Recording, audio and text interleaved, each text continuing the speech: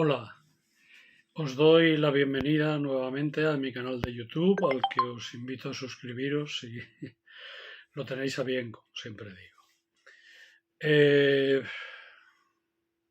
¿De qué vamos a hablar hoy? Mirar, cuando las izquierdas, teóricamente, a la izquierda del PSOE, teóricamente, porque luego la palabra es una cosa y la realidad es otra, y el propio PSOE y los propios partidos socialdemócratas, cae el muro de Berlín, es decir, se produce la caída del bloque del Este, de la Unión Soviética, etcétera, etcétera. Toda la izquierda sufre una crisis existencial que afecta a todas y a todos realmente.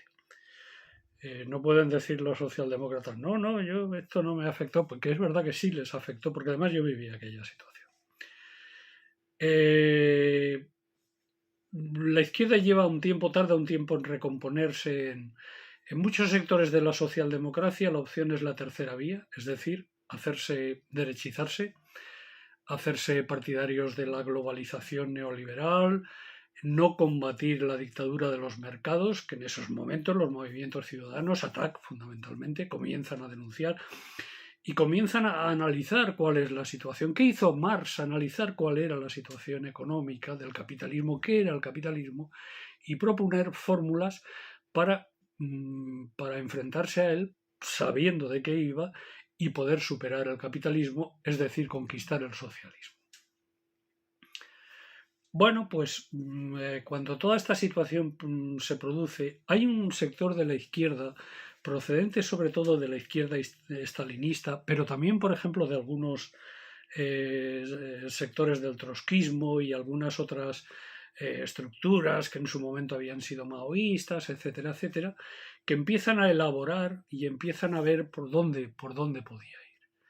Y entonces surge el que podíamos llamar el populismo de izquierdas, que surge fundamentalmente en el caso en América Latina, si bien en América Latina puede tener una explicación debido a que el concepto patria y patriota es de izquierdas en América Latina, es decir, las derechas liberales y las derechas de extrema derecha latinoamericanas son pro-norteamericanas, no son patrióticas, y por lo tanto el concepto patria grande es desde tiempos de Bolívar, desde tiempos de la lucha por la independencia, había tenido una connotación de progreso, de avance, de compromiso con la izquierda.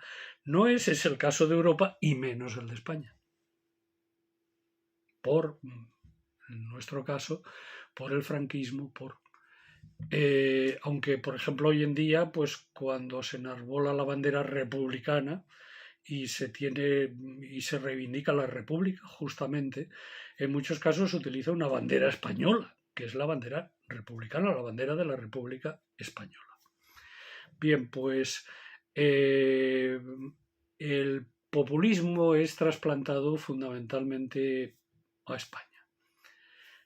¿Quién trae el populismo a España? Pues fundamentalmente el populismo a España, que viene tras el 15M y que llega tras PSOE, PP, la misma mierda es, todos son iguales, todos son no sé qué, todos son no sé cuántos. Y entonces surge una idea antipartidos. Es decir, vamos a combatir a los partidos son malos. Y eso lo dice gente que había estado toda su vida en partidos y que en el fondo lo que querían construir era otro partido, un nuevo partido. Y entre todo esto surge Podemos, porque Podemos es verdad que bebe del 15M, pero no es el 15M el que crea Podemos, ni Podemos es el 15M, ni Podemos es la traslación política del 15M, ni a hablar. Porque yo estuve en el 15M y viví en el 15M y cierta autoridad moral tengo para decirlo. Además, en aquellos momentos mi compromiso fundamental era con ATAC. Tampoco era con ningún partido, aunque yo sí pertenecía a un partido, siempre he pertenecido a un partido político. Pero yo no entraba en la dinámica antipartidos. Yo lo que en esos momentos pensaba es que los partidos necesitaban ponerse al día con respecto a la financiarización de la economía, con respecto al capitalismo que había pasado de ser productivo y fordista a ser financiero. Pero no, estuve jamás contra los partidos. Pero surgió toda una filosofía antipartido. Y ahí surge Podemos, que era otra cosa, y que iba a saltar los cielos y que iba... Entonces el populismo mama de sectores de, digamos, de extrema izquierda y de otras izquierdas que de alguna manera pueden proceder de los movimientos comunistas en plural, pues sobre todo lo más negativo de ellos, el sectarismo y un autoritarismo real en cuanto a la concepción de la estructura de partido. Además, o neopartido. Vamos a hablar de neopartido. Además de que Podemos llega pensando que ellos eran todo, ellos eran el único bien, lo único que había, ellos eran la única alternativa, ellos eran la única posibilidad y por lo tanto todo lo demás sobraba. Y como todo lo demás sobraba, solo habían tres opciones. O bien te ibas con ellos, o bien eras una persona que no estabas en la realidad, no sabías qué hacer, eras una molestia. Y una tercera opción, lo que no puedo controlar, o lo elimino o lo rompo. Y está stalinista, por cierto. Bien. Cuando surge toda la... Podemos se presenta, obtiene unos resultados medianos en el Parlamento Europeo, pero es una sorpresa, luego ya unos buenos resultados y comienza y tal. Es decir, la idea primigenia de que solo ellos tienen razón y solo ellos saben lo que hay que hacer, la siguen conservando. Todos los demás somos o bien trastos inútiles, o bien vendidos a la derecha, o bien personas que, pobrecillos, no sabemos por dónde vamos. Entonces, llegamos a nuestros días con Podemos en un gobierno, formando parte de un gobierno, e impulsando también una determinada legislación en ese gobierno.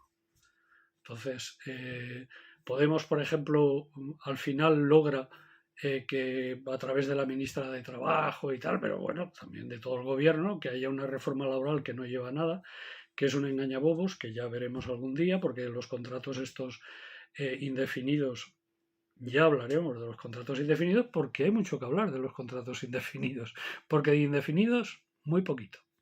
Bien, sigamos. Y eso la propia patronal lo dice y las propias patronales aconsejan a sus afiliados hacer contratos indefinidos y total, los vais a poder echar sobre todo a los 6 meses cuando queráis. Por lo tanto, ¿en qué basa y qué dos leyes son las fundamentales en estos momentos para Podemos?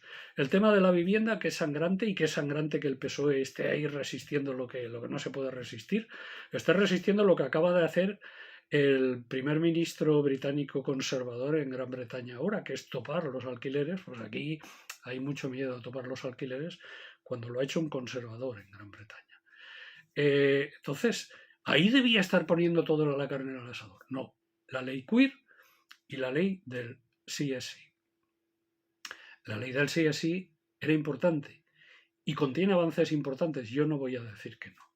Pero la ley del CSI tiene una raja, una grieta, dirían los finos. Tiene una raja por la cual se escapan gente condenada por violaciones y demás, y claro, está generando alarma social y está generando protesta. ¿Y cuál es la reacción de Podemos? No. Nosotros somos los que sabemos lo que hay.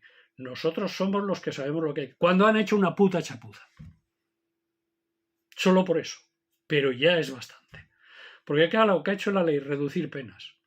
¿Qué ocurre cuando hay una ley, surge una ley que reduce penas anteriores para las personas que están en la cárcel?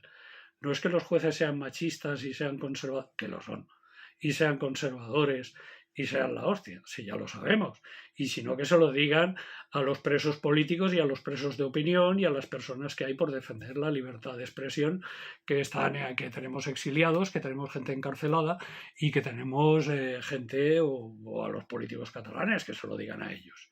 Pero no a los violadores, no, a los violadores se les va a aplicar enseguida. Claro, ¿qué ha ocurrido? Reducción de penas. Con reducción de penas se actúa pro reo, en favor del reo. Y eso es así. Y eso ya era así antes. Y eso es así con todas las leyes que han habido, hay y habrán. Seguramente también pasará lo mismo con la cuestión de la sedición. Lo que pasa que ahí bienvenida sea y corta se ha quedado. Por lo tanto, ¿cuál es la actitud que está teniendo la ministra de Igualdad? La ministra de Igualdad tiene una gran responsabilidad. Y es que es la ministra de no sé qué tipo de igualdad. Pero desde luego de la igualdad de hombres y mujeres, no. Porque ella está hurtando derechos a las mujeres desde que es ministra. Y ella, desde que es ministra por sectarismo, está rompiendo el movimiento feminista. Habla en nombre del feminismo cuando es mentira.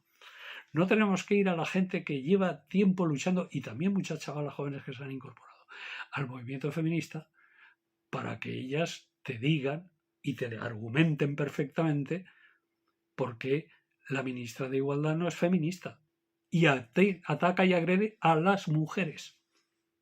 No solo por esta ley, también por la ley queer, que yo creo que nadie tenemos nada porque se defiendan los derechos a que cada cual busque su felicidad como considere más oportuno y haga con su cuerpo, siempre que sea consciente de lo que está haciendo y pueda ser consciente, tenga las características para ser consciente de lo que está haciendo, pues puede hacer con su cuerpo lo que desee. Ahí no vamos a ir. Y si hay algún problema hay que solucionarlo. Pero no se puede hacer eso a costa de los derechos de las mujeres. No se puede hacer eso a costa de eliminar el sexo mujer. No se puede hacer eso a costa de cargarse el deporte femenino. No se puede hacer eso a costa de cargarse el feminismo. Y dividir el feminismo. Pues no, ¿qué ha hecho la ministra con esta ley? Los jueces son machistas, los no sé qué tal, los no... todo menos decir, como le han dicho algunos grupos que han votado esa ley, como Esquerra Republicana, como Bildu, o como sectores del propio PSOE, oye, vamos a modificar la ley. Si la ley tiene un hueco, no, esto es bueno, esto es perfecto. Claro, la ministra de Igualdad es una perfecta criatura de Podemos. Era una chica muy joven cuando el 15M, cuando todo esto surge, la carrera de Derecho recién terminada, creo que estuvo trabajando con la gente de estos desahucios, etcétera, etcétera. Luego ahí emerge el gran líder, porque el populismo se basa en los liderazgos unipersonales. El neopartido no se basa en las estructuras partidarias clásicas que con todos sus defectos tienen garantías, tienen controles y tienen tamices, con todos sus defectos y todas sus prostituciones, pero cuanto menos tienen esas posibilidades. Bueno, pues en el caso de Podemos todo se basa en el gran líder y el gran líder pues primero se hacen compañeros, se junta con ella.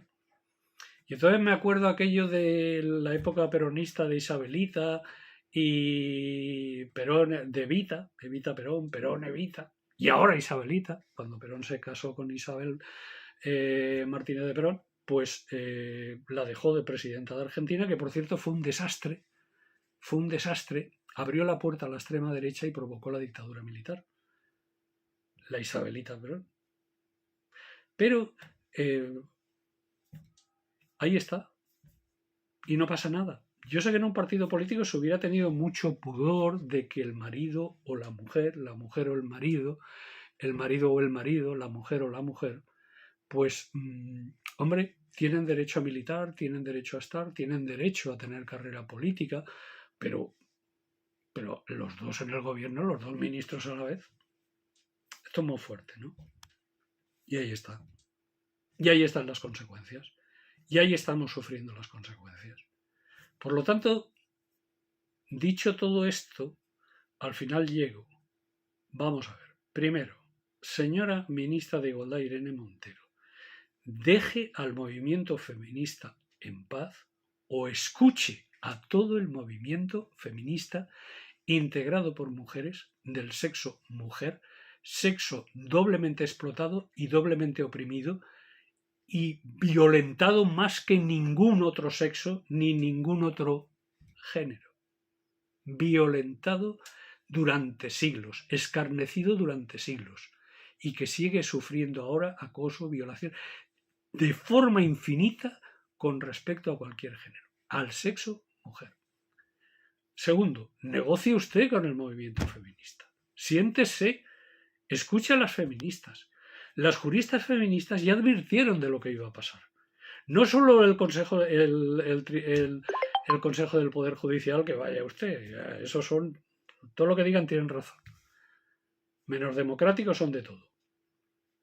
Tal vez no todos, pero sí la institución y la actual situación de la institución, gracias, entre otras cosas, al PP, que está politizándolo en su beneficio y provocando un golpe de Estado de las togas, un golpe de Estado de los jueces y juezas, un golpe blando, pero imponiendo sus criterios políticos. Y en tercer lugar, el populismo no nos va a llevar a ningún lado. Pero es que cuando la Sexta y cuando la Cuatro, y averigüen ustedes quiénes son sus dueños, cuando la Sexta y la Cuatro comenzaron a upar al populismo en España a través de su líder máximo, yo creo que sabían lo que hacían de sobra. Los capitalistas saben lo que hacen de sobra. Yo en ese momento ya lo dije, me miraron como, este tío, y ahora me reafirmo, es que todos estos años me han dado la razón. El populismo nos lleva al desastre. Por lo tanto, yo entiendo que hemos de regresar a la lucha de clases, porque existe, porque la clase trabajadora está peor que ha estado en mucho tiempo, porque la clase trabajadora tiene menos derechos que ha tenido en mucho tiempo, menos derechos reales. Sobre el papel te podemos tener 1000 derechos, pero cuando luego las trabajadoras y los trabajadores llegan a una empresa a través de una ETT, son esclavos laborales. Por lo tanto, lo primero que había que suprimir son las ETTs. Había que acabar con montones de desigualdades. Y eso es lo importante, porque eso afecta a todo el mundo. Y si la clase trabajadora no tiene partido de clase, partido de trabajadoras y trabajadores, partido obrero, no lo tiene, pues puede acabar en manos de la extrema derecha perfectamente, con un discurso demagógico de las élites, los progres, los no sé qué, porque la música suena. Y ese trabajo lo hemos de hacer desde la izquierda. Por lo tanto, yo lo que termino es diciendo que el populismo ha sido malo y nefasto y negativo, que estamos personas que no creemos en el populismo, que seguimos creyendo en el marxismo, seguimos creyendo en la lucha de clases, seguimos creyendo en el partido democrático, por supuesto, abierto, participativo, y que seguimos creyendo en la libertad.